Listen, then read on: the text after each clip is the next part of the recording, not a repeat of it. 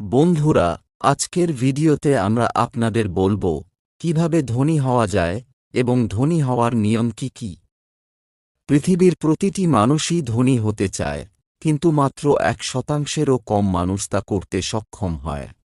প্রতিটি কাজ করার যেমন কিছু নিয়ম ও পদ্ধতি রয়েছে, সেভাবেই ধনী হওয়ারও কিছু নিয়ম আছে। এই ভিডিওতে আমরা ধনী হওয়ার 7টি নিয়ম বলবো, তার মধ্যে আপনি কটা নিয়ম অনুসরণ করেন মিলিয়ে দেখুন। খুব কম লোকই আছে যারা এই নিয়মগুলো মেনে চলে। প্রথম নিয়ম, আপনার আয়ের অন্তত 10% সঞ্চয় করা। আপনি নিশ্চয়ই শুনেছেন যে ফোঁটা ফোঁটা জলে কলস ভরে যায়। এটিই হল প্রথম পদক্ষেপ যা আপনাকে ধনী করে তুলবে। আজ পর্যন্ত যারা ধনী হয়েছেন তারা সকলেই এই নিয়ম মেনে ধন সম্পদ অর্জন করেছে। কেউ রাতারাতি ধনী হয় না। একমাত্র সঞ্চয়ই সেই উদ্ভিদ যা আপনাকে সমৃদ্ধ করতে পারে। যেভাবে গাছ বড় করার জন্য সার এবং জল দিতে হয়, সেভাবে সঞ্চয় উদ্ভিদের বৃদ্ধির জন্য নিচে দেওয়া আরও 6টি নিয়ম মেনে চলুন, তাহলে আপনি সঞ্চয় উদ্ভিদ বৃদ্ধি করতে পারেন। দ্বিতীয় নিয়ম, আপনার মাসিক খরচ কমিয়ে দিন। আপনি নিশ্চয়ই ভাবছেন যে আমার উপার্জনের সমস্ত অর্থ ব্যয় করার পরেও আমার সংসার চালাতে অসুবিধা হয়। তবে বিশ্বাস করুন বন্ধুরা, আপনার আয়ের 10% সঞ্চয় করার পরেও আপনি এখন যে সমস্যার মুখোমুখি হচ্ছেন সেই একই সমস্যার মুখোমুখি হবেন। আপনার খরচ কিছুটা কমিয়ে দিন, প্রয়োজন নেই এমন জিনিস কিনবেন না। একজন মানুষ সম্পর্কে একটি অস্বাভাবিক বিষয় হল যে তার ব্যয় তার আয়ের অনুপাতে বাড়তে থাকে। যদি সে ব্যয় নিয়ন্ত্রণ না করে, তাহলে কখনই সঞ্চয় করা সম্ভব নয়। আপনি যদি মনে করেন আপনার আয় দিয়ে আপনার এবং আপনার পরিবারের সকল ইচ্ছা পূরণ করতে পারবেন, তাহলে এটা কখনোই সম্ভব নয়। যেমন মানুষ যদি খেতে খালি জায়গা রাখে তাহলে সেখানে আগাছা জন্মাবেই।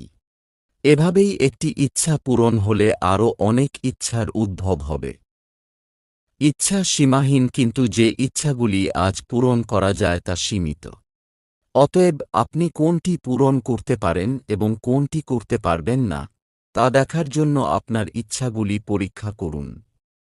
আপনার খরচের জন্য একটি বাজেট তৈরি করুন এবং এটি কঠোরভাবে অনুসরণ করুন।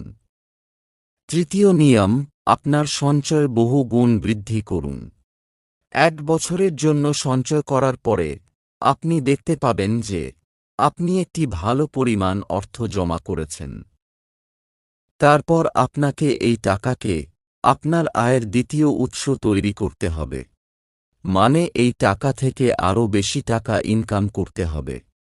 এর জন্য আপনাকে অতিরিক্ত পরিশ্রম করতে হবে না। এই অর্থ শুধুমাত্র আপনাকে আরও অর্থ উপার্জন করে দেবে। শুধু টাকা সঞ্চয় করে কখনোই ধনী হওয়া যায় না।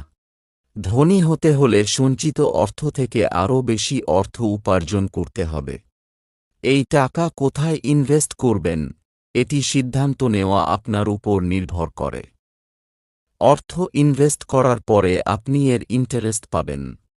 কিছু সময় পরে আপনি দেখতে পাবেন যে অর্থ আপনার জন্য আরও বেশি অর্থ ইনকাম করছে, কিন্তু আপনাকে কিছু করতে হচ্ছে না। এতে করে আপনি ধীরে ধীরে সমৃদ্ধির দিকে এগিয়ে যাবেন। চতুর্থ নিয়ম, আপনার মূলধন রক্ষা করুন। আপনার অর্থ দৃঢ়ভাবে রক্ষা করা উচিত। আপনি যদি এটি না করেন তবে এই অর্থ আপনার কাছ থেকে চলে যাবে। অতএব প্রথমে অল্প পরিমাণ সঞ্চয় করতে শিখুন। যখন আপনার কাছে অনেক অর্থ থাকবে, তখন এমন অনেক সুযোগ আপনার কাছে আসবে যেখানে আপনি বেশি অর্থ ইনভেস্ট করে প্রচুর অর্থ উপার্জন করতে প্রলুব্ধ হবেন।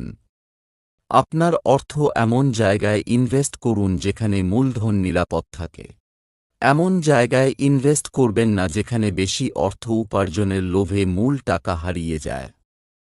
কোনো ব্যক্তিকে ঋণ দেওয়ার আগে বা আপনার পুঁজি বিনিয়োগের আগে ভালোভাবে রিসার্চ করুন সেই ব্যক্তি ফেরত দিতে সক্ষম কিনা। ইনভেস্ট করার আগে মূল্যবান ব্যক্তিদের পরামর্শ নিন। শুধুমাত্র এমন কারো কাছ থেকে পরামর্শ নিন যিনি প্রচুর অর্থ উপার্জন করেছেন। আপনি যদি সোনায় ইনভেস্ট করতে চান তাহলে যিনি মাছ ব্যবসা করছেন তার পরামর্শ নেবেন না, কারণ একটি ভুল পরামর্শ আপনার টাকা ডুবিয়ে দেবে। পঞ্চম নিয়ম: প্রতিটি মানুষ একটি সুন্দর জীবনযাপন করতে চায় এবং একটি সুন্দর সমাজে বসবাস করতে চায়। আপনাদের মধ্যে এমন অনেক লোক আছেন যারা ভাড়ার বাড়িতে থাকেন এবং প্রতি মাসে এর জন্য মোটা অঙ্কের ভাড়া দেন। এমন পরিস্থিতিতে নিজের বাড়ি কেনার কথা ভাবা উচিত। নিজের বাড়ি কেনাও একটি বড় ইনভেস্ট। যখন একজন মানুষের নিজের ঘর থাকে তখন তার আত্মবিশ্বাস বেড়ে যায়। সে বেশি উৎসাহের সাথে কাজ করে। বাড়ির পিছনে যদি কিছু খোলা জায়গা থাকে তবে আরও ভালো। এক্ষেত্রে আপনার স্ত্রী ভালো এবং তাজা সবজি চাষের সুযোগ পান। শিশুরা খেলার জন্য একটি পরিষ্কার জায়গা পায়। সরকার প্রত্যেককে তাদের নিজস্ব বাড়ি তৈরির জন্য স্বল্প হারে ঋণও দেয়। আপনি যদি আপনার সঞ্চয় দিয়ে আপনার নিজের বাড়ি কিনে থাকেন তবে জমির দাম সবসময়ই বাড়বে। ষষ্ঠ নিয়ম: ভবিষ্যতে আপনার আয় নিশ্চিত করুন। যে ব্যক্তি অর্থ সঞ্চয় করতে চায় তার ভবিষ্যৎ সম্পর্কে চিন্তা করা উচিত। তাকে নিশ্চিত করা উচিত যে তিনি মারা গেলেও তার পরিবার প্রচুর অর্থ এবং আরামদায়ক জীবন পেতে পারে। আপনার এমন একটি ইনভেস্ট করার বিষয়ে চিন্তা করা উচিত যা অনেক বছর ধরে নিরাপদ থাকবে আর সময়ের সাথে সাথে টাকা বাড়লে কিছু জমি বা কোনো সম্পত্তি কিনতে পারেন। এক্ষেত্রে আপনি ফিক্সড ডিপোজিটে টাকা জমা দিতে পারেন। এছাড়াও সকল ব্যক্তির উচিত তাদের পরিবারের প্রত্যেক সদস্যের জীবন বীমা করা। সপ্তম নিয়ম: আপনার উপার্জনের সম্ভাবনা বাড়ান। আপনি যেখানেই থাকুন না কেন বা যাই করুন না কেন, আপনার আয় বাড়ানোর জন্য সবসময় সুযোগ থাকে। আপনি যা কিছু করেন তাতে বিশেষজ্ঞ হন এবং এর সাথে সাথে নতুন কিছু শিখতে থাকুন। এর মাধ্যমে আপনি আরও ভালো পোস্টে চাকরি পেতে পারবেন যা আপনার আয় বাড়াবে। তাছাড়া আপনি যে কাজই করুন না কেন, ফ্রি টাইমে অন্য কোনো কাজ করে সামান্য হলেও অর্থ ইনকাম করার চেষ্টা করুন।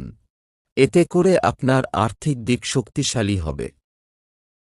বন্ধুরা, আপনি যদি এই ভিডিও থেকে কিছু শিখে থাকেন তাহলে অনুগ্রহ করে আমাদের চ্যানেলটি সাবস্ক্রাইব করুন এবং ভিডিওতে লাইক দিন। ধন্যবাদ।